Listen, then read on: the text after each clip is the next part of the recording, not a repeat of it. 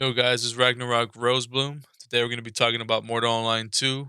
Uh, what we have right here is the beta patch notes 0.1.0.87. The first topic of today is CPU optimization. So basically, the game Mortal Online 2 would be CPU bound and it will be running the CPU at 100%. They fixed that issue and they optimized the game a bit more. I'll read the first section. The GPU versus CPU balance have been greatly improved. Players should now see improved performance across the board if their hardware were previously CPU bound.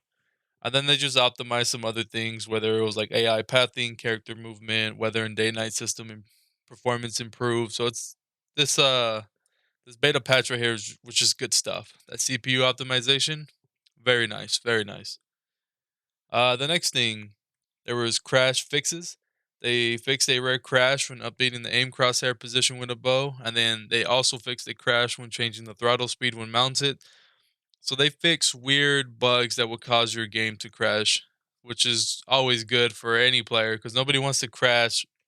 Nobody wants to crash when they're just updating something in the settings or they're just changing throttle speeds on a mount. That really breaks the immersion and honestly kind of ruins the game experience. So I'm glad that they're actually addressing these already. And then they just did some world changes. They just essentially polished a bunch of things. They added more priests. They uh they added more Haven mentors, anatomy tutors. There's an extra priest in Haven now. They added training dummies to Fabrinum and Haven. Just quality of life changes to make things a little more full, a little more lively for the players to interact with and whatnot. So this is all good stuff. And then they also made it possible to swim in the pond outside Tindrum.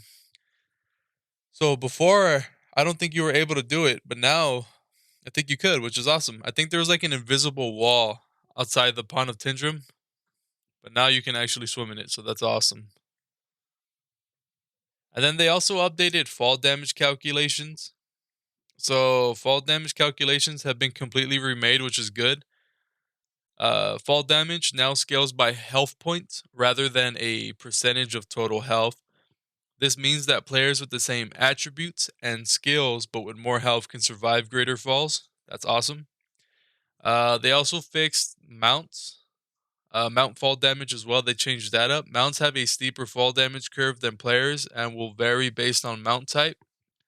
And then also, mount fall damage is now affected by player weight.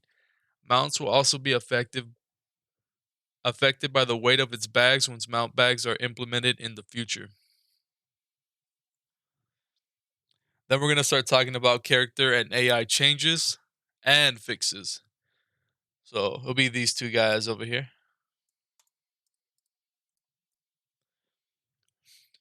So basically, what they did in a nutshell for these two was they just improved AI tremendously. AI movement has been rewritten and is overall more stable and performant.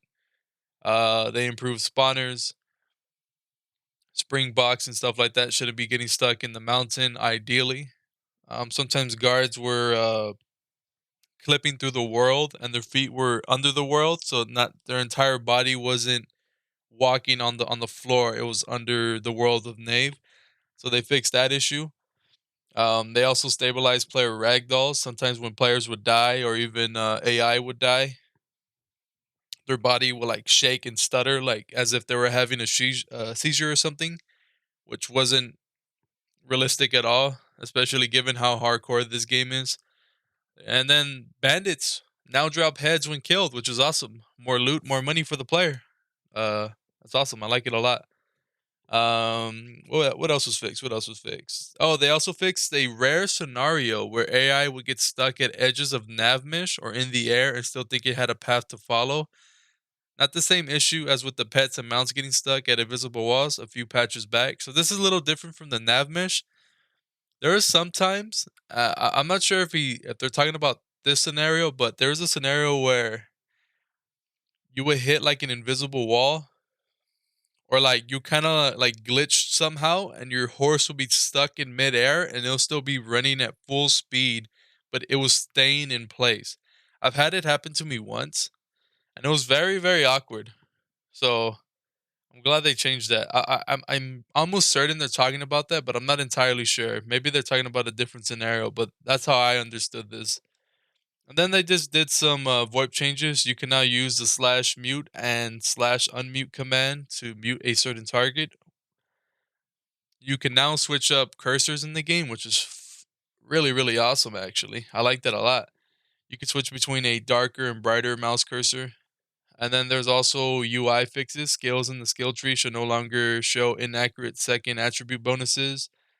And just a bunch of other crazy UI fixes you can read into, like carry weight tooltip message saying how much you can carry before being able to move is no longer inaccurate. They just, like I said, all the UI fixes here were just quality of life changes, making things better for the player. So it's always good to see that. Then another thing for gameplay interaction and balancing changes. This one right here, I was really happy about. They increased the torch radius, which is very good. Stackable buffs should now increase their own effectiveness once. Extraction should now scale the skill LP gain based on the quantity of the materials used. They also fixed some clade gifts from like Ogmirs and stuff like that and Thursars, which is very good. And another big thing for the Thursar and human size bonuses from clade gifts have been reduced. So they nerfed the Thursar and human clade gift size, which is unfortunate, but probably reasonable. They also did some more gameplay interaction and balancing fixes. Characters no longer have collisions after being killed. Players can no longer get past the turn limits while mounted due to poor game performance. This bug allowed players to turn 360 degrees when having low FPS. Uh, Loot bags should now be lootable directly after killing an opponent instead of being blocked by the body. So this is actually a really good thing. Sometimes when you kill a Walking Dead, you couldn't loot the bag because the body was blocking it somehow, and you couldn't actually press R. You have to go around it, or you have to wait a couple seconds for the body to disappear, and then you'll be able to pick up the loot. So this right here is huge because when in Haven, when people try to steal your heads, you can be faster than them and you can actually take it. Or on the other end of the coin, you could be quick enough and you could take the loot from somebody else. Either way, it works, right? As long as they improve the loot bags, because the loot bags had a little issue. Um, what else was there? Pet and mount changes. This was a big fix. They improve horse turning and banking behavior. Should be more dynamic and have less twitchy slash unpleasant movements. That's very true. Sometimes when you're on a horse, the horse would be very I guess that was the best word, twitchy. So when you be trying to do like a left turn, right turn, your horse would kind of spaz out a little bit. There's also a glitch that I had when you would get on your horse and it would just constantly spin in a 360 circle around and around and around. It was ridiculous. But I'm sure they fixed a lot of that already. Mounts can now swim when mounted by a player. This will drain stamina and would always float to the surface. They also won't stop when stamina drains. So mounts can actually swim in the water now, which is awesome. Mounts now slow down based on how deep they are submerged in water. Water avoidance has been disabled now that swimming is supported, and mounts will not slow down ahead of water anymore. So, from what it seems, I haven't tried it because I've always been scared to lose my horse in the water. But I think you can now submerge your horse in water and get across, which is awesome.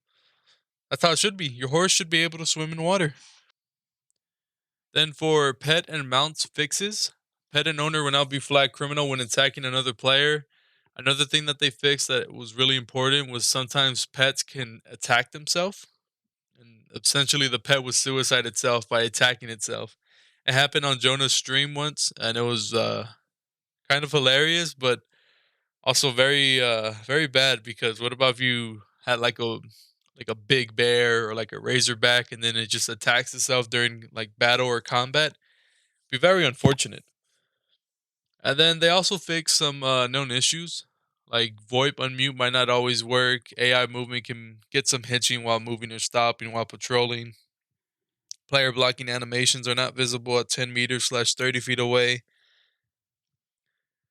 This patch right here was a very, very huge quality of life, but also just fixing the whole world of Knave. It was a bunch of bug changes and fixes, which is very good. They improved mounts. They improved fall damage from percentage to actual hit points. A lot of this patch was just optimization and bug fixes, which is what I really, really like to see. I would rather they fix all the bugs and issues and UI and whatnot that's having trouble performing as it should, as opposed to them adding in more game mechanics and then those also being broken. So this overall patch, I'm very excited for. Um, it dropped on Wednesday at 8:07 or around that time, give or take, whenever you downloaded it. And this beta patch notes, man, it was just like really, really good patch. So 0.1.0.87, it was very pog, very pog. Other than that, this is going to be Ragnarok signing off, and thank you for watching.